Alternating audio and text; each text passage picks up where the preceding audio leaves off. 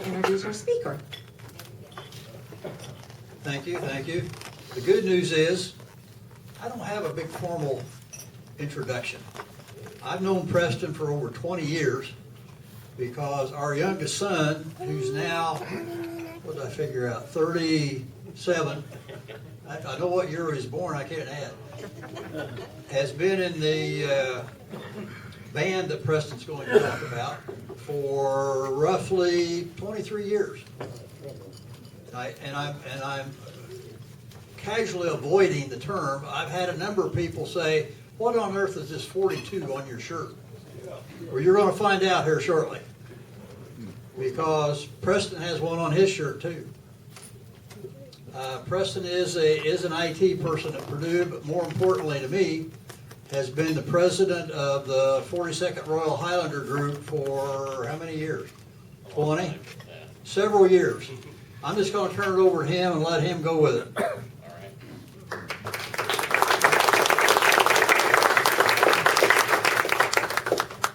We got this thing on. About to wake it up. There we go. All right. Well, thank you very much, Dan, for the intro.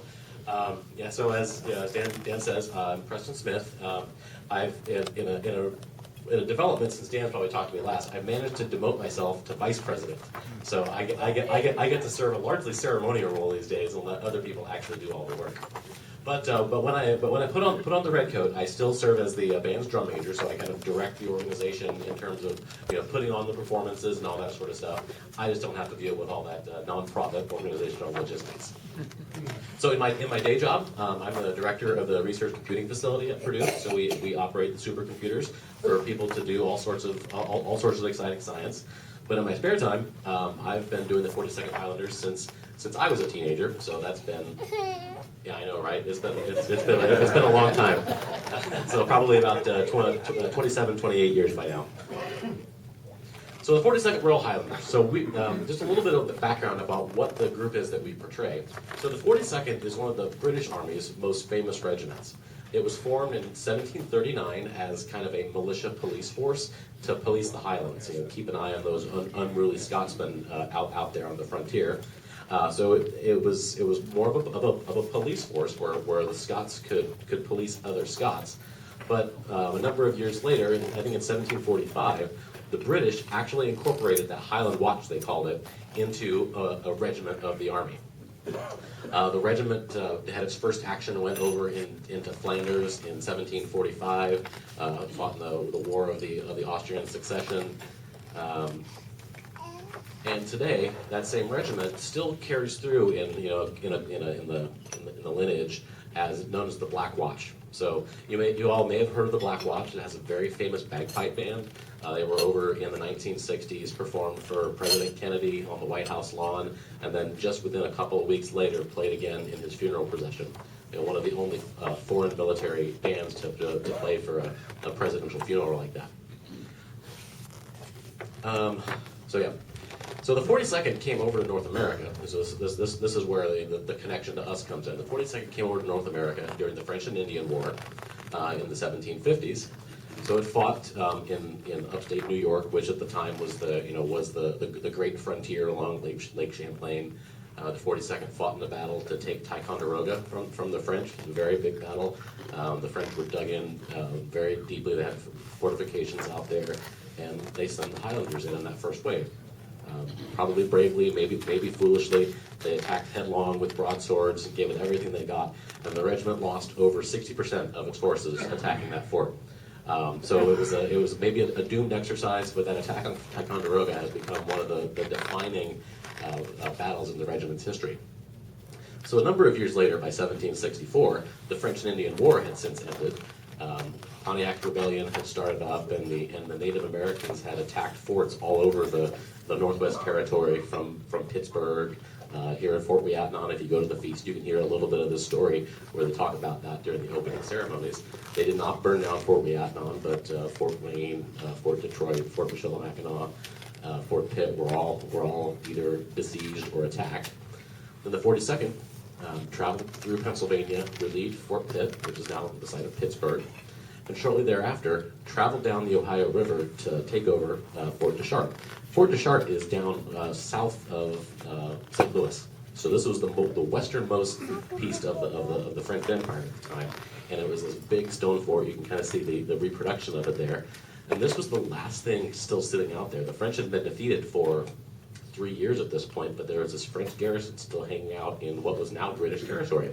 So they sent a detachment of Highlanders down from Pittsburgh, down the Ohio River, 100 men, come down there and took possession of the fort from the French. So Captain Thomas Sterling led this detachment of Highlanders down there. There's a great book that does a reprinting of his journal. So it's a gripping tale as they fight bears, native attacks, and then relieve the fort. So the 42nd came back to North America after a trip back to Ireland for rebuilding their strength. Came back for the American Revolution. They came in a strong second place showing during that war. But then distinguished themselves for the next couple hundred years fighting in the Napoleonic Wars. The Black Watch was present at Napoleon's defeat at Waterloo, fought in the Crimean War, fought in India in the 1800s, both world wars, Korea. It was the regiment that handed over Hong Kong at the end of British ownership there, and fought alongside American troops, even today in Iraq and Afghanistan. So our band, the 42nd Highlanders, was formed in 1975. You can see our founder there on the right, Thomas Griffin. Tom was an early founder of the Tippecanoe Fife and Drum Corps, which is some friends of ours, and they're celebrating their 50th year as an organization today. They portray the French Marine history of this part of the country. So Tom realized as bicentennial fever was starting to ramp up, he was a Scot, he played the bagpipes, because what we need is a representation of this part of our culture. We've got the French, the British were an influencer, so let's create a group and portray that bit of our history. So we've been playing all around the world. So I apologize for the small font here. This isn't quite as readable as it was on my screen here. But we've managed to play all over the world since Tom founded us.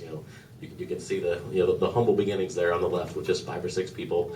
This is probably 1976 or 77 or so. But we managed to go all over the world. We played at Fort Ticonderoga, which is very exciting. We've gone to Connecticut to play in the world's largest fife and drum muster. We played at a military tattoo at the U.S. Military Academy at West Point. We did a halftime show at a Purdue basketball game a few years ago. That was pretty cool.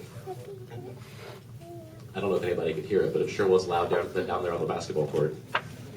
And then we'll talk about this here in a little bit. In 2013, we took our first trip as a group to Scotland, performed at a number of different places there. So a bit about the band. So we're a very unique group. So you see modern bagpipe bands. They have bagpipes. They have a drum that sounds very click click click sounding. But our pipers, you can see, are dressed as British soldiers of the 1777 era. But we're also unique in that we feature fifes along with the bagpipes. There's no other groups in the country that feature fifes and bagpipes together. And then our drums provide a really unique sound. We use 18th century rope tension drums. So it's a thunderous sound when you hear those along with the bagpipes compared to what a 21st century bagpipe band would sound like today. And then in front of the band, we have a color guard that's dressed as infantry soldiers of the era. We carry a British flag there. So as an aside, I really appreciated that we started the meeting here today with "God Save the King." It was all I could do to not sing "God Save the King" to that. And then we also have Highland dancers here. I believe that particular dancer is Dan's son, Chris. Over the years, we put out a number of different recordings of our music. We recorded our first one in 1996, and again in 2009 and 2013. As we were building up for our trip to Scotland, we recorded several others. If you're into digital music, you can download those from Amazon or iTunes. Or if you prefer physical CDs and you want bagpipes, you could order those off of our website as well.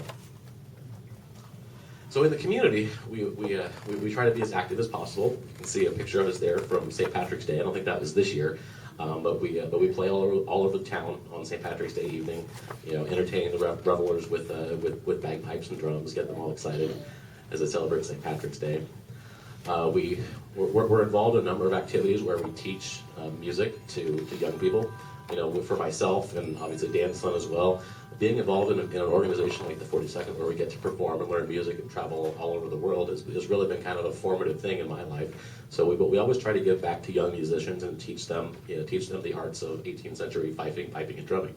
This is a picture from a couple years ago when Harrison High School refurbed their rope tension field drums and brought their fife and drum corps back for some special performances. We give school presentations regularly about the music that we play. That's at Klondike Elementary School, I believe.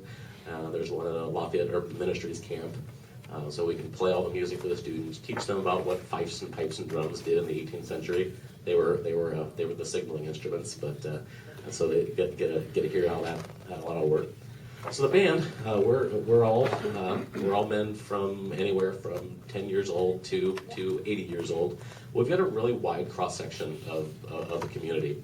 We've got IT professionals, people in trades, students, salespeople. Many veterans are in the group. Eagle Scouts are highly represented among our ranks, and 6 of our alumni have served in the U.S. Army's Old Guard Fife and Drum Corps, which is the Fife and Drum ceremonial escort to the president. So on top of the bagpipe band, the 42nd has kind of a Scottish society outreach effort as well. So we sponsor several times a year Scottish cultural events throughout the greater Lafayette area.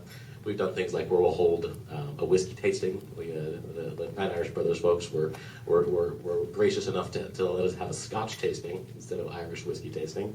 We'll hold a golf outing every summer, so we're starting to think about getting a time to do that. It's a great opportunity to wear your kilt and play golf if you've never done that.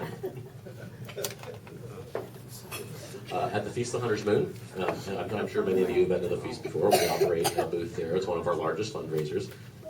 We sell Scottish meat pies for varieties. So it's kind of a spiced beef with onions and a little bit of potato in it, all wrapped in a pastry. It's one of the biggest sellers at the feast. So if you get there at the wrong time, you may be at the wrong end of a very long line. But this is a big favorite of people that come to the feast and one of our biggest fundraisers. And then in terms of Scottish cultural events, every year we have our Robert Burns Supper. Has anybody been to a Burns Supper before? I know Gail has. So a Burns Supper is a celebration of the birthday of the Scottish poet Robert Burns. So all around the country, the world, wherever Scots have moved, at the end of January, they'll have dinners to celebrate the poetry and the life of Robert Burns. So it's a lot of fun if you've never been. I'm sure Gail would be happy to drag you along if the Kiwanis want to bring a table. But the format's really fun. There's speeches given in Burns's memory. There's readings of Burns's poetry, and it's the only dinner I've ever been to where you parade the meal of honor, the haggis, around the room to music, and then somebody brings it up to the front table. They read a poem to it, and then stat it. So haggis is quite a delicacy if you've never had it, so you should definitely make it an opportunity. I see a couple of wrinkling faces there, the people who don't want the haggis, but it's an experience. So a little bit about our 2013 Scotland trip. This was a culmination of a number of years of work for everybody in the band and the larger society. So we fundraised for a number of years, traveled all over the country to perform to raise money for this. One summer before we did the trip, we did, I think, 28 performances that year, ranging everywhere from near Gulf Shores, Alabama, all the way up to the tip of the mitten in Michigan, at Fort Mackinac. So the Scotland trip was a highlight for a lot of us. This was the band performing in front of the Black Watch Castle and Museum. So we had a chance to perform at the historical museum for the regiment that we portray, in front of the veterans of the regiment. This was this was the rededication of the museum after renovation and their annual veterans reunion. During the trip here, we had an opportunity to perform for Princess Anne. That's me talking to her, making small talk. we were able to play our music, and it's recorded at a display in that museum today on the drum calls of the 18th century. So our drummers recorded the music in an interactive display. You could press a button and hear the drums as telling the troops to assemble. We got to meet veterans of the British Army pipers. The fellow there was, I think, a piper in the Korean War, and he was very interested in what we were doing. We got to travel to various castles. That's Stirling Castle. We visited the site of where the Black Watch, as the Highland Watch, was first formed in the 1730s. We got to march through Edinburgh Castle, play a performance, and see all sorts of great historical sites. The drummers there are looking at a drum that was captured during the Crimean War. I think it's a Russian drum. On the top right is the Culloden battlefield. We have to have high tea in a museum, and then visit Fort George there. If you can just barely see the scale there, there's a drummer standing there on the top looking down over that wall. And of course, it was all business. It was just play, perform. It was quite a bit of work. But believe it or not, there are pubs in Scotland. And we despite the jet lag, we managed to find more than one of them. We got to see whiskey distilleries. Our children came along. Those two in particular are a lot bigger than they were in that picture these days. My daughter's the one on the right, and she's in first grade now. We met the former pipe major of the actual Black Watch pipe band there. We gave him a hat badge as a memento of our visit there. And our wife apparently went to the pubs too. So what's next? So we're always active throughout the year. The winter time is kind of a slow time for us. This time of year is when we start to emerge from our hibernation with St. Patrick's Day. We'll continue to put on educational events with schools and events around town. We're always looking to grow the bagpipe band. So if anybody has young family or relatives or friends and neighbors that are interested in drums, fifes, or bagpipes, please get in touch with us. We're always looking to teach the next generation, and we're going to perform. We're going to ramp up our performing season starting in June. We're planning on going out to the annual Fife and Drum Muster in Deep River, Connecticut. A number of groups here from the Midwestern U.S. are going out there to celebrate our friends from the Tipping New Fife and Drum Corps' 50th anniversary. We're looking at opportunities at military tattoos in Virginia or Colorado, maybe Colonial Williamsburg. And we're starting to gather ideas for places to visit and identify what fundraising needs we have for a return trip to Scotland in 2020. So with that, I don't know if there's time for questions. If you have anything else on, I'd be happy to stay afterwards and chit chat with anybody, or if there's anything anybody would like to shout out to the room. Yeah. How many members do you have in the band right now? All told, we probably have about 24, 25, but at any given time, a reasonable sized group is about 18, 19 people at a performance. Yes. I was going to ask a question of you that requires a yes or no answer, but it's a question I don't dare ask. The answer is no. Okay. The answer is Shoes, I think, is the answer. shoes. Shoes is the answer. Shoes. Yes, it is. Yes. It's a greater undertaking than shoes. You may have told us, maybe I missed it. Were the original Highlanders Scottish or British? So when the Black Watch was formed, they were Scottish, but they were a little more loyal to the British Crown than they were the clans, so to speak. So they were the Campbell clan was one of the families that filled the Black Watch early on. So there was, I think, a little bit of attention as to where the people in the Black Watch's loyalties lie, with the British Crown or with the Scots. Yes. I'm very impressed with your uniforms. Where do you get uniforms like that today? Boy, it's very complicated. We actually make most of it. Kilts we buy commercially. Highland suppliers all over the country can sell kilts with that Black Watch tartan, and the socks we can buy. But the coats and the hats, those are all handmade. So we have to get kind of specialized seamstresses that we know throughout the living history community that assemble those. So they're fairly expensive. The materials we have to import from the United Kingdom. Like I don't know if you can see too much of the close-ups of the coats, but we've got lace all up and down the sleeves, and those are something like it's like a spool of a number of meters is like $500 a spool that can make 3 or 4 coats, and they're all wool. So finding a good wool supplier is difficult. The hats all have to be custom made, and those are $120 a hat. And then my coat there has actual gold around the lace, so it's extra expensive. Wow. Well, one more question. Sure. You mentioned the casualty rate, was it in one of the wars? At Ticonderoga. Did they not have a similar casualty rate in the First World Wars? They marched across the field playing the drums and machine guns. Yeah. I'm pretty sure they do. I know the Black Watch was definitely one of the more, in World War I, was one of the more distinguished regiments. They had 6, 7 battalions of soldiers that fought there. I'm not personally an expert on that era, but my impression is, as you say, it was very costly, in terms of men. They call them the ladies from hell. Yeah, they do. The Germans did. Well, then, thank you very much. I'd be happy if anybody has any other questions. I'd be happy to answer after the meeting as well.